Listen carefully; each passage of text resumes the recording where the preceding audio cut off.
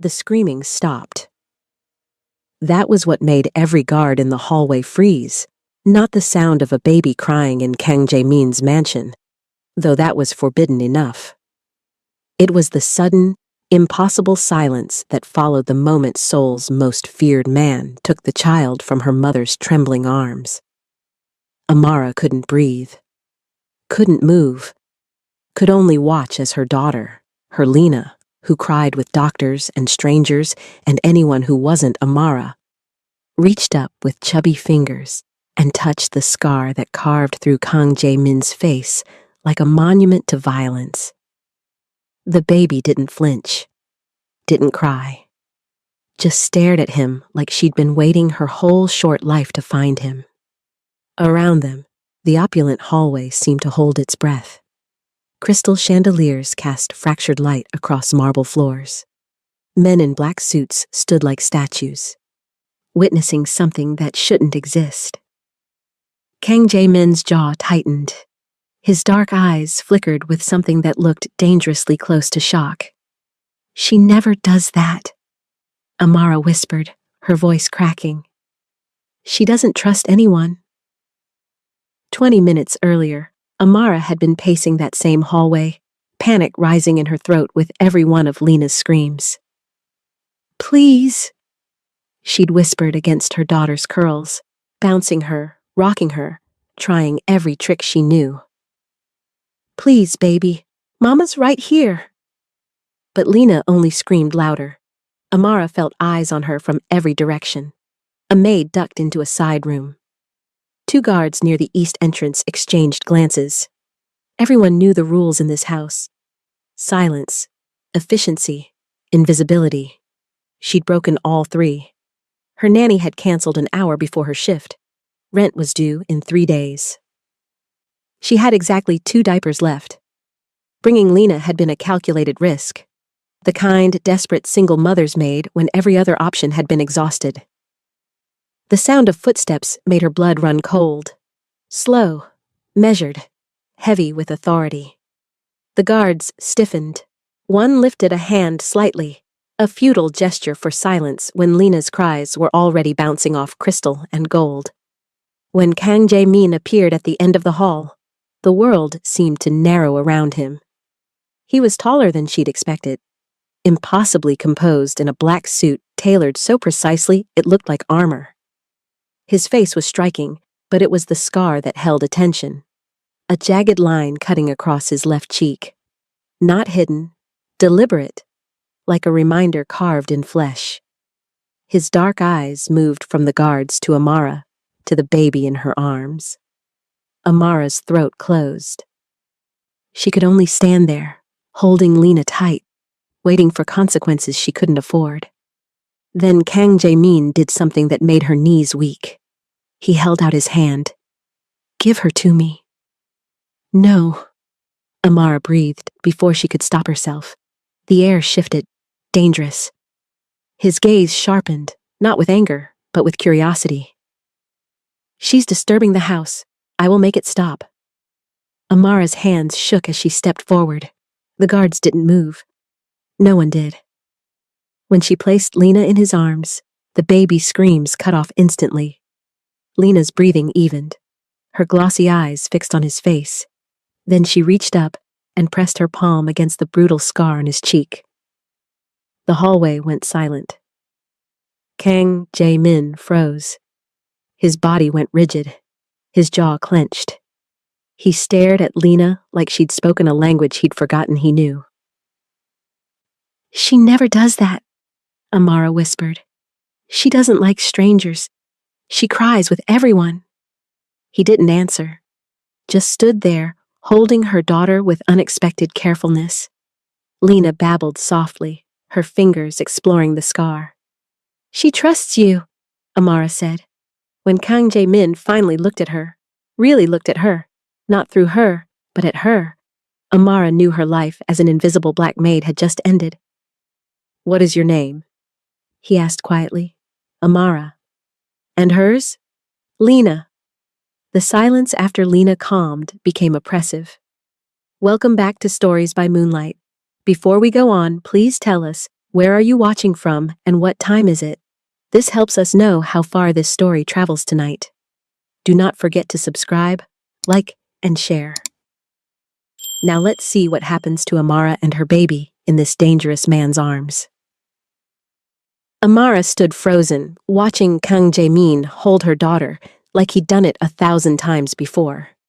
Around them, the household staff remained motionless, their shock palpable in the air. This wasn't how things worked in his world. Maids got fired for mistakes. They didn't get whatever this was. Kang Jae-min's expression remained unreadable, but Amara could see the conflict playing beneath the surface. Something in his eyes. Something in the way his jaw kept tightening and releasing. Lena cooed, patting his scarred cheek with her small hand. He let her. Your nanny canceled? His voice was quiet, but carried absolute authority. Amara swallowed hard. Honesty seemed like the only option left.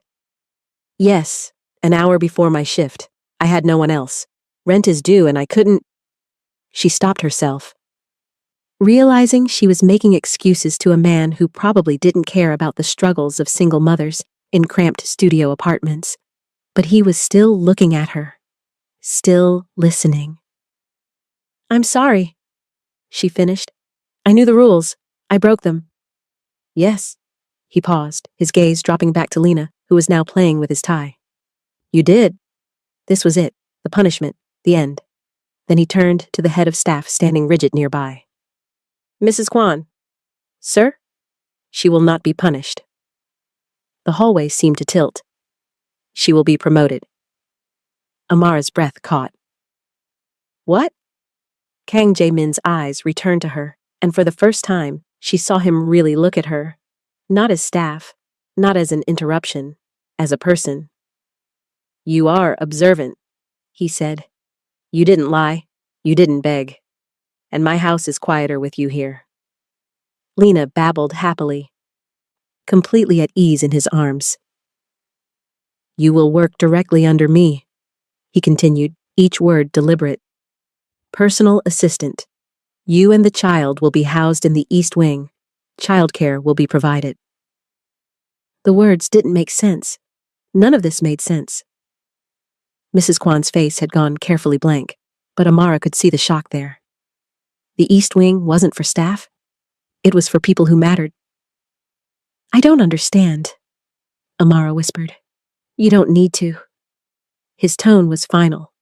Refuse, and you may leave now, with compensation. The choice should have been obvious. Take the money, run, get as far from this dangerous man as possible. But as she looked at Lena, calm and happy, reaching for his face like she'd found something precious, Amara realized the choice had already been made. I accept. Something flickered in his eyes. Satisfaction? Maybe? Or relief? He handed Lena back carefully, his hands lingering a moment longer than necessary. The baby immediately started fussing, reaching back toward him. Tomorrow, he said. Mrs. Kwan will arrange everything. Then he turned and walked away, his footsteps echoing down the corridor. The guards fell into formation behind him. And just like that, he was gone. Mrs. Kwan approached, her expression tight. Follow me. They moved through corridors Amara had only ever cleaned. Past rooms she'd never entered properly. Everything was opulent. Gold fixtures, silk wallpaper, art worth more than she'd earn in a lifetime. The elevator they took wasn't the service elevator. It was the one for people who belonged. From now on, you'll use this, Mrs. Kwan said. Your quarters are on the 3rd floor. East Wing. The doors opened onto a hallway Amara had never seen. Thick cream carpet, original paintings, natural light streaming through tall windows. Mrs. Kwan stopped at a door near the end and produced a key. These are yours. She pushed the door open. It wasn't a room. It was a suite. Sitting area, bedroom, and, impossible, a second smaller bedroom with a crib already set up, toys arranged on shelves. How? Amara couldn't finish. Mr. Kang gives orders. We make them happen. Mrs. Kwan's voice was cold. A word of advice. In this house, loyalty is everything. Discretion is survival. Be careful. Then she was gone. Amara stood in the middle of luxury she didn't deserve, holding Lena, and realized with terrifying clarity, she'd just trapped herself inside a lion's den. 3 days into her new role, Amara still felt like an imposter. She stood outside Kang Jae-min's private study at 7:55 a.m., smoothing down the tailored blazer that fit too perfectly, checking her reflection in the polished wood of the door. Behind her, down the hall in her quarters, Lena was with Ji-yeon, the young woman who'd been assigned as her primary caregiver. Amara had watched through the crack in the door that morning as Lena laughed and played, completely comfortable with a stranger. It should have relieved her. Instead, it made her uneasy. Lena trusted too easily. Or maybe she just knew something Amara didn't. At exactly 8 a.m., the door opened from the inside. Kang Jae-min stood there, phone pressed to his ear, gesturing her in with a slight movement of his head. His voice was cold, clipped. I don't care about excuses. Fix it or find someone who can. He ended the call without waiting for a response. The study was smaller than she'd expected. Dark wood panels, floor-to-ceiling bookshelves, a desk that looked like it weighed more than a car. But it was the window behind the desk that caught her attention. Floor-to-ceiling glass, offering a view of Seoul that made the city look like a kingdom waiting to be claimed. Sit. He gestured to a chair across from his desk. Amara sat, her spine straight, hands folded in her lap. Your schedule. He slid a tablet across the desk. Memorize it. My meetings, my appointments, my preferences. You'll coordinate with department heads, screen calls, and manage my calendar. Questions? No?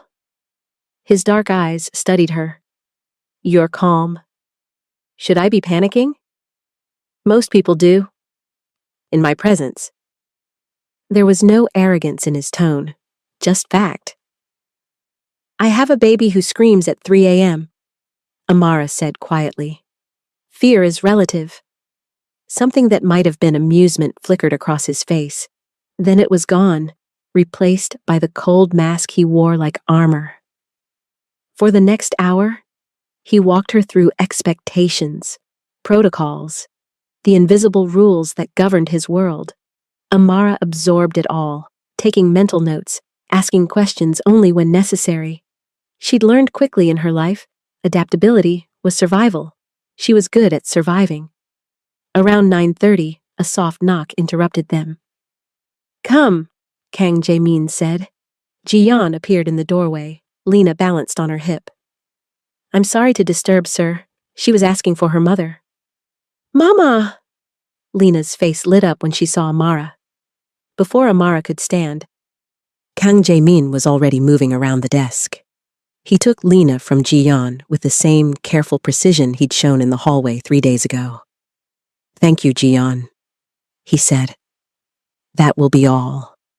The young woman bowed and disappeared. And then it was just the three of them. Lena settled immediately into his arms, her small hands reaching for his face. She touched the scar, that brutal line that marked him, with the gentle curiosity of someone who saw beauty where others saw violence. Hi, she babbled. Hi, hi, hi. Kang Jae-min's expression softened in a way that made Amara's chest tighten. It wasn't dramatic, just a slight easing around his eyes, a loosening of his jaw. But on a man who existed in permanent control, even small shifts felt seismic. Hello, Lena, he said quietly. He carried her to the window, pointing at the city below. Lena pressed her face against the glass, leaving small handprints, chattering in her toddler language. Amara stood slowly, uncertain whether she should interrupt, whether this moment belonged to them, or if she was intruding. She looks at you differently, Amara said softly. He didn't turn around. What do you mean? Like you're safe. Like she knows something about you that the rest of the world doesn't. His shoulders tensed. For a long moment, he said nothing. Then, so quietly she almost missed it. My sister used to look at me like that. Amara's breath caught. Used to?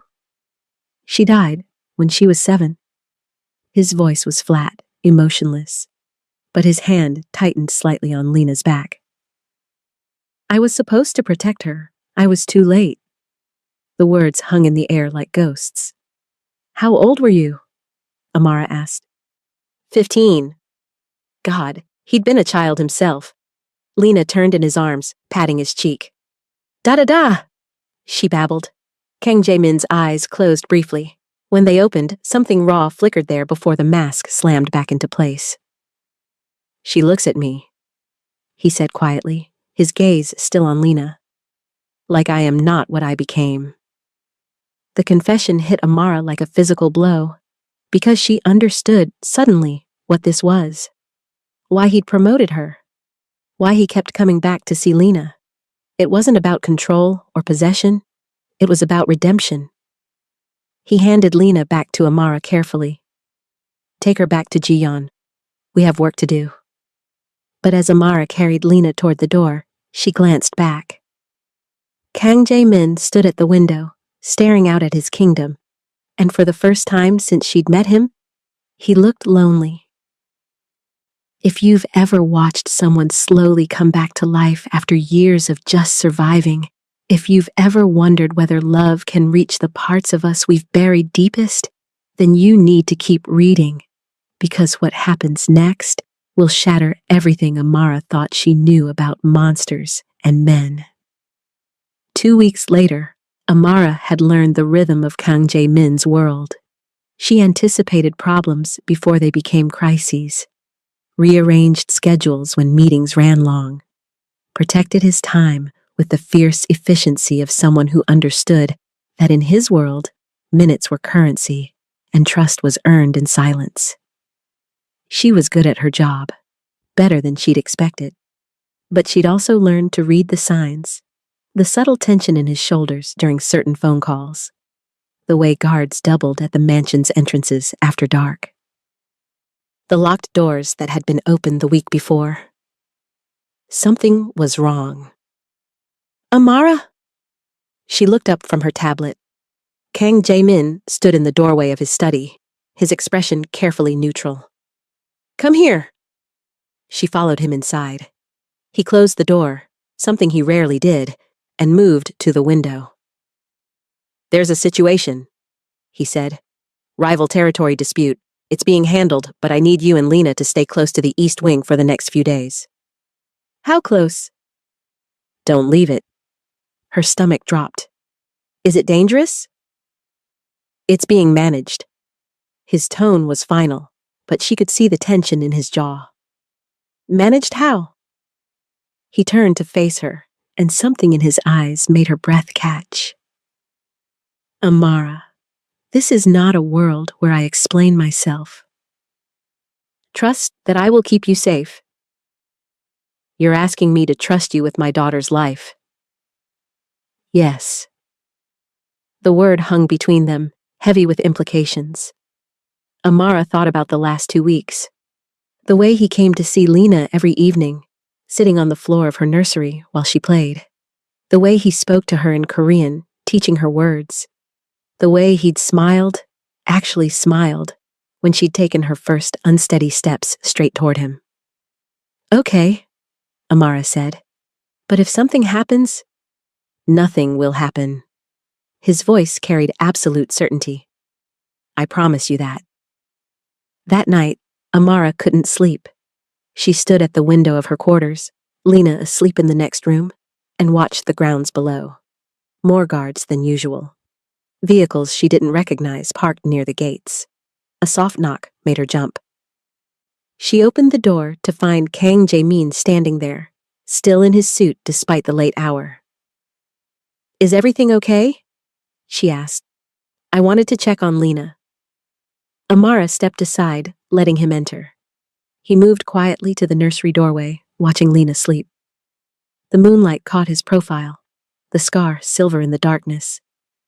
"She's walking now," he said softly. "Because of you. She wanted to reach you." He was quiet for a long moment. Then, "When I was 15, I made a choice. I chose power over innocence, survival over morality. I've lived with that choice every day since." Amara moved to stand beside him. "And now? Now I have something I didn't have then." He looked at her, and the vulnerability in his eyes was almost painful to witness. "A chance to be better. For her." "You care about her?" "Yes." The admission seemed to cost him something. "More than I should." Before Amara could respond, his phone buzzed. He pulled it out, his expression hardening as he read the message. "They're moving tonight," he said, earlier than expected. "What does that mean?" He handed her a phone. Small, black, unmarked. "This only calls one number. Mine. If anything happens, if anyone tries to enter this wing, you call me immediately. Lock the doors. Don't open them for anyone except me." Fear spiked through her chest. "Jaemin, I won't let anything happen to you."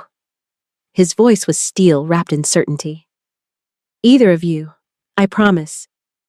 Then he was gone, the door clicking shut behind him. Amara stood there, holding the phone, and understood with terrifying clarity that she and Lena were no longer background figures in his world. They were something far more dangerous. They were what he would protect, what he would fight for, what he might die for. If your heart is racing right now, if you're terrified of what comes next but can't look away, then brace yourself. Because the violence that's been lurking at the edges is about to crash through the doors, and no one, not Amara, not Lena, not even Kang Jae-min, will come out the same. The sound of shattering glass woke Amara from a restless sleep. For a moment, she lay frozen, her brain struggling to process what she'd heard. Then the alarm system screamed to life, a piercing wail that made her heart slam against her ribs. Lena. Amara was out of bed and running before conscious thought caught up. She burst into the nursery to find Lena sitting up in her crib, eyes wide, bottom lip trembling. "Mama?" Her voice was small, frightened. "I've got you, baby. I've got you." Amara scooped her up, pressing Lena's face against her shoulder. The phone Kang Jae-min had given her was already in her hand, her fingers shaking as she dialed the only number programmed into it. He answered on the first ring. "Amara." His voice was sharp, urgent. "Where are you?" "The nursery. I heard glass breaking." "Lock the door, now. Don't open it for anyone except me." "What's happening?" "They breached the south entrance." In the background, she could hear shouting, the sharp crack of something that might have been gunfire. "Stay where you are. I'm coming." The line went dead. Amara's hands trembled as she locked the nursery door, then dragged the small dresser in front of it. It wouldn't stop anyone determined, but it might buy seconds. Seconds could mean everything. Lena was crying now, her small body shaking. Amara sank into the corner farthest from the door, wrapping herself around her daughter like a shield. "Shh, baby, Mama's here. We're okay. We're okay." But they weren't okay. The sounds filtering through the door told her that. Raised voices, running footsteps, and then, unmistakably, gunshots. Close, too close. Lena screamed. Amara pressed her hand gently over Lena's mouth, tears streaming down her own face. "Quiet, baby, please be quiet." The doorknob rattled. Amara's blood turned to ice. "Amara!" A voice called from the other side. Not Kang Jae-min. Someone else. "Open the door. We're not going to hurt you." Like hell they weren't. She didn't answer. Didn't move. Just held Lena tighter and prayed harder than she'd ever prayed in her life. The rattling stopped. For a moment, there was silence. Then the door exploded inward. Not kicked open, blown open. Splintered wood flew across the room. The dresser toppled sideways, and two men in dark clothes stepped through the wreckage, guns drawn. "There she is," one of them said, his Korean accented with something Amara couldn't place. "Grab her." Amara scrambled backward, putting her body between the men and Lena. "Don't touch her! Don't you dare!" "Relax. We just need leverage." The man closest to her reached out, and then the hallway behind them erupted into chaos. Amara heard the shots before she saw anything. 3 quick cracks that made her ears ring. The first man dropped. The second spun around, raising his weapon. He didn't get the chance to fire. Kang Jae-min moved through the doorway like violence incarnate. His suit was torn, blood staining his white shirt. She couldn't tell if it was his or someone else's. His face was a mask of cold fury that made the scar across his cheek look like a war banner. He didn't hesitate, didn't speak, just moved with brutal efficiency that spoke of years of survival in a world where mercy was weakness. The second man went down. Then Kang Jae-min was in front of Amara, his hands on her shoulders, his eyes scanning her face with desperate intensity. "Are you hurt?" "No, we're okay. We need to move, now." He pulled her to her feet, then reached for Lena. But Lena was already reaching for him, her tear-streaked face turned toward him like he was the only safe thing in a world gone mad. "Da," she whimpered.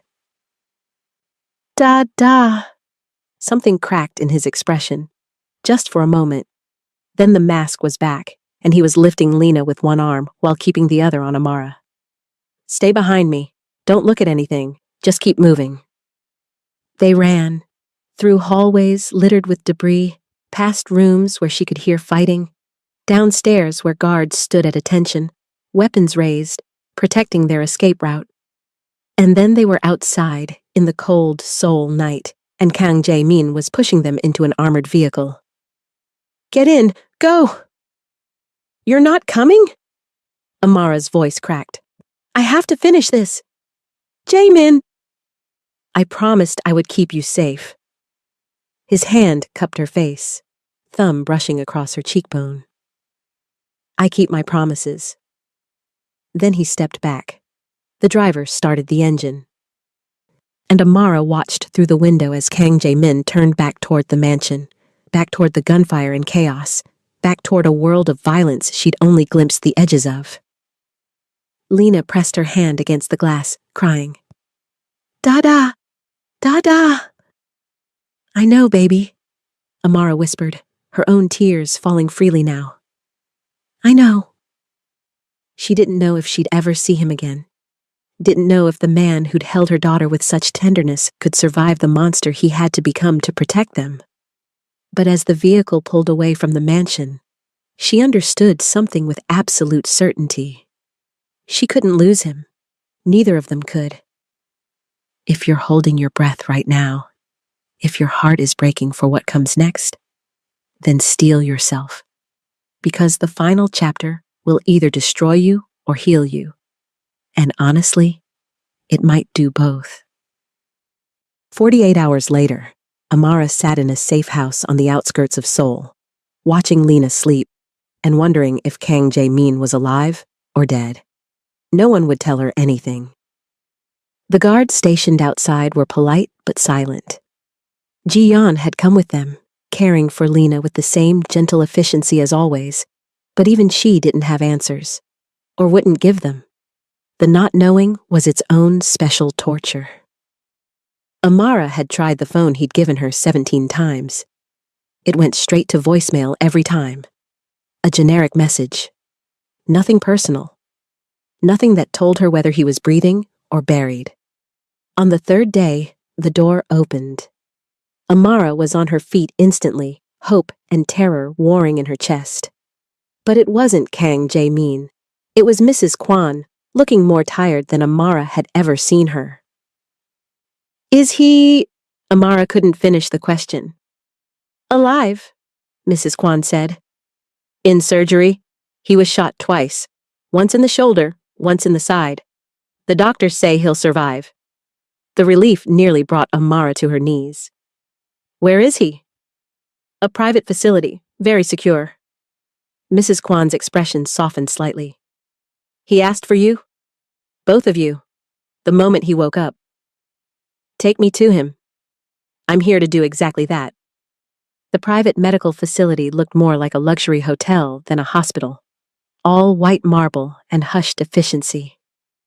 The guards outside Kang Jae-min's room stepped aside without question when they saw Amara. She pushed the door open slowly, Lena balanced on her hip. He was sitting up in bed, his torso wrapped in bandages, an IV line running into his arm. His face was pale, the scar across his cheek standing out in sharp relief. But he was alive. He was alive. His eyes found hers immediately. Amara. She crossed the room in 3 steps, careful not to jostle Lena. You idiot! You absolute! I know. You could have died. Yes. You promised you'd keep us safe. How are we supposed to be safe if you... Her voice broke. I'm sorry. He reached out with his good arm, and she took his hand, feeling the warmth of it, the solid reality. I had to end it. Had to make sure they couldn't come back. Did you? Yes, it's done. You're safe now, both of you. Lena, who'd been watching him with wide eyes, suddenly reached out. Da-da. The word hung in the air like a benediction. Kang Jae-min's breath hitched. His eyes went glossy with something that might have been tears. Lena? She said it during the attack. Amara said softly. When you came for us. It was her first real word. Da-da. His voice was rough. She called me? Yes. He looked at Amara, and in his eyes she saw everything he couldn't say. The fear, the relief, the desperate, terrible love of a man who'd spent 15 years believing he didn't deserve softness. Come here, he said quietly. Amara moved closer. He took Lena gently, carefully, wincing slightly at the movement, but refusing to let pain stop him. Lena settled against his chest, one small hand pressed over his heart, the other reaching up to touch his face. His scarred, beautiful face. Da, she said again, softer this time. Content. And Kang Jae-min, Seoul's most feared man, broke. Not dramatically. Not with sobs. Just tears sliding silently down his cheeks as he held Lena like she was the only thing tethering him to humanity. I was too late before, he whispered. With my sister. I couldn't save her. I've carried that for 15 years. The guilt, the rage, the certainty that I didn't deserve to be anything but what I became. Jaemin, but then Lena looked at me, in that hallway, like I was worth saving. He looked up at Amara, his eyes red but clear. Like I could still be good. Amara sat on the edge of the bed, her hand covering his. You risked everything to protect us. Because you're mine. The words were fierce, possessive, but also tender. Both of you, if you'll have me. Not as your employer, not as... He paused. As family. The words settled into Amara's chest like coming home. We're already yours, she said softly. We have been since the moment Lena touched your face and refused to be afraid. He kissed Lena's forehead, then reached out and pulled Amara closer until the 3 of them were tangled together in that hospital bed, broken and healing and whole in ways that mattered. Stay, he said. Not as an order, as a plea. Not as staff, not as an obligation, as mine, as family. Yes, Amara whispered. Yes. 6 months later, Amara stood in the mansion's garden, watching Lena toddle across the grass toward Kang Jae-min.